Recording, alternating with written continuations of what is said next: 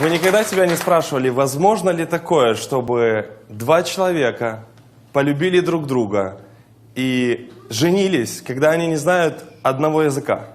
Вы представьте себе, если бы встретился бы американец с японкой, и японка не знает ни одного слова на английском, и она не знает, и он не знает ни одного слова на японском. Я знаю такую историю.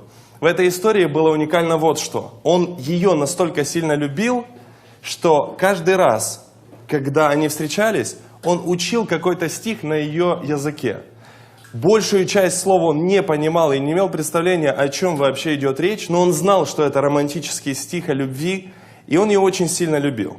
И он ей рассказывал этот стих. Прошло еще немного времени, и их любовь не угасала.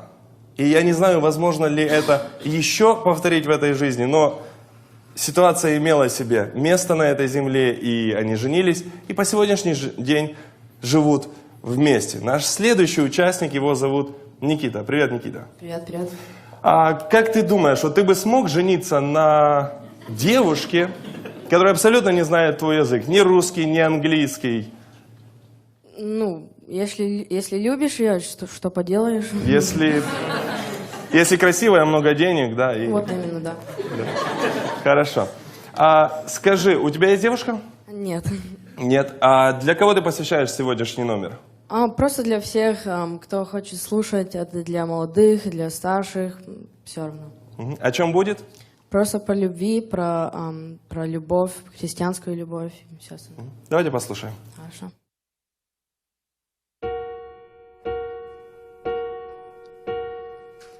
He was a boy, she was a girl. What more can I say? He grew up thinking that cooties don't go away. She grew up thinking the only thing boys do is pick their nose all day. Little did they know that cooties weren't always going to stay. They went to the same school, the same church, but it wasn't until way later that their lives began to really merge. He was always that shy fellow. Not everyone he walked by would say hello.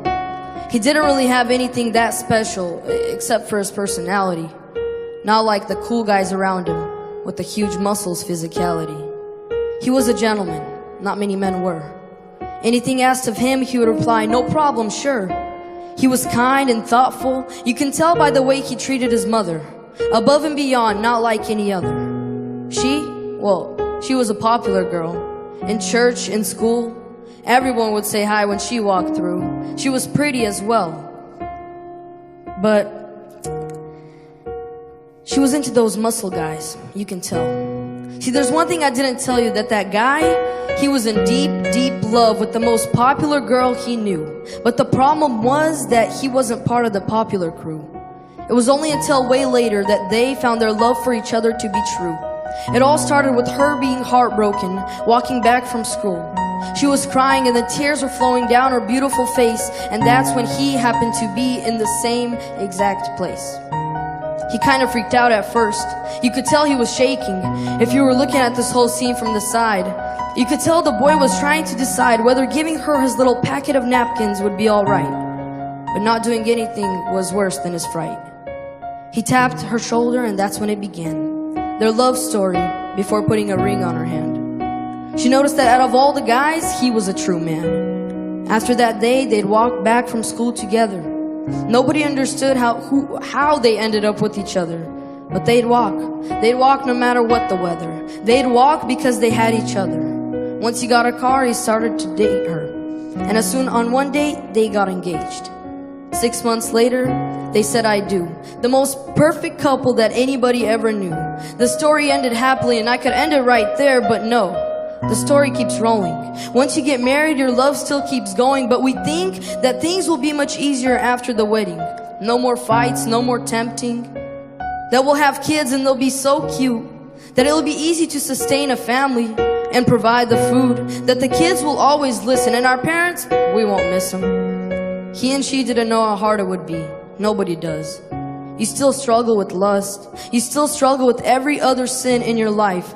If anything, it gets harder because now you have kids looking up to mom and dad, trying to be just like them. And if we're living in sin, he and she didn't know how hard it would be, but they knew what love is.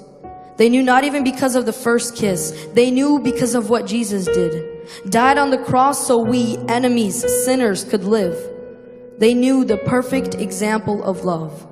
Love is patient. Love is kind. Love is not jealous or boastful or proud or rude. It does not demand its own way. It is not irritable, and it keeps no record of being wronged. It does not rejoice about injustice, but rejoices whenever the truth wins out. Love never gives up, never loses faith, is always hopeful, and endures through every circumstance. That's what love is. Happy Valentine's Day.